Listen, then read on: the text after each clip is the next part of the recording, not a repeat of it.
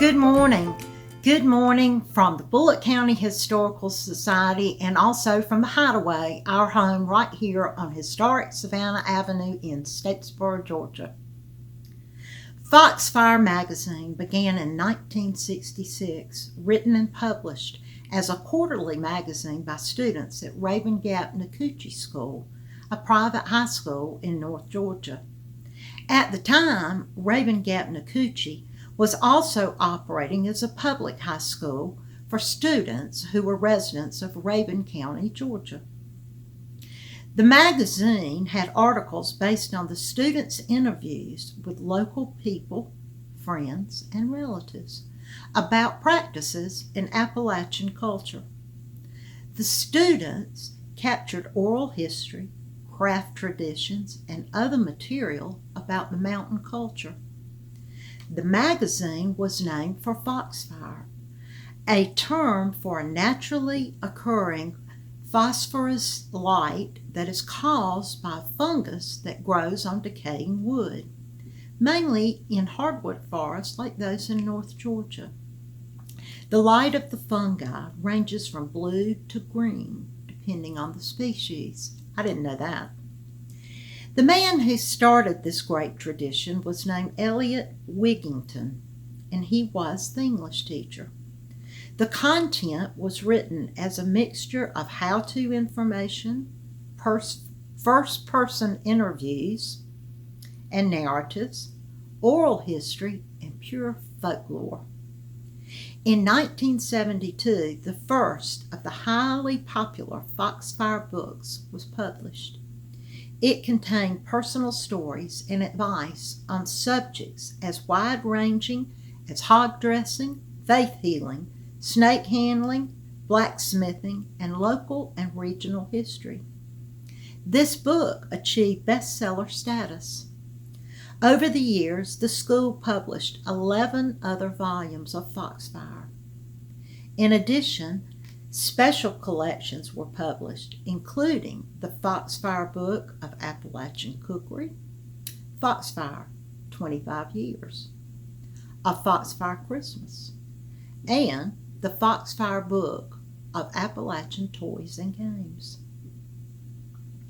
Wiggington originally thought of the student-produced magazine as a way to help his high school freshmen see the relevance of good English skills.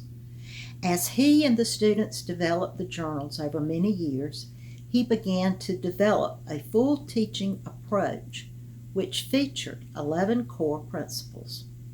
The Foxfire approach to teaching proposes that by construction meaning for themselves, students learn more than memorizing information a teacher deems important.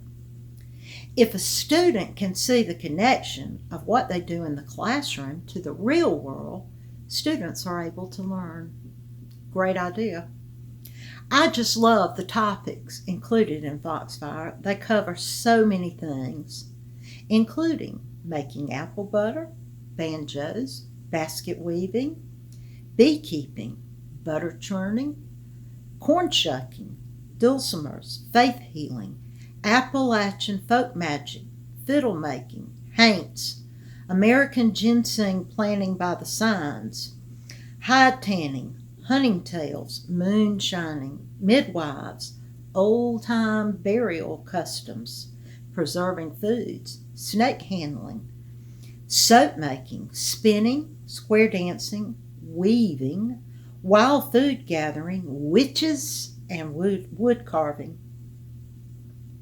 One of the most famous contacts in the Foxfire books was a woman named Ari Carpenter, also known as Aunt Ari.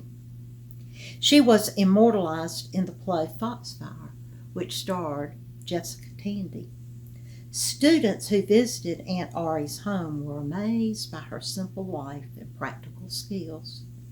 Ari Carpenter was born in 1885 in Macon County, North Carolina, close to the Georgia border.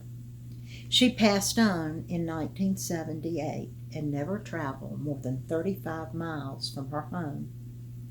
She married at the age of 38 after caring for years for her invalid mother. She loved children, but she never had any of her own. She lived in a log house heated by a fireplace and cooked her meals on a wood stove. She never had a sink in her kitchen, but washed dishes in a shallow basin. She and her husband, Ulysses, farmed and lived off their 68 acres, selling farm products. Elliot Wiggington was born in West Virginia, and he grew up the son of a University of Georgia landscape architect professor in Athens. He attended Hill School, a private preparatory school in Pennsylvania, and he graduated from Cornell. He has a master's degree from Johns Hopkins. He was hired sight unseen by the principal of the Raven Gap Nacoochee School in 1966. In 1986, Wiggington was named the Georgia Teacher of the Year. In 1992, Wiggington pled guilty to child molestation after more than 20 former students came forward, prepared to testify that Wiggington had molested them as children while attending the Raven Gap Nacoochee School. He received a 1-year jail sentence and 19 years probation. The sentence required him to leave the Foxfire project, and he then moved to Florida. The Foxfire Foundation then had total separation from Mr. Wiggington. Since then, the Foxfire project has continued under the auspices of the Foxfire Fund.